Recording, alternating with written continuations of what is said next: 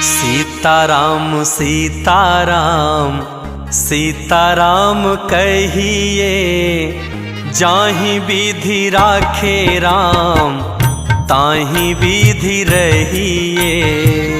सीताराम सीताराम सीताराम कहिए, जाहि विधि राखे राम ताहि विधि रहिए।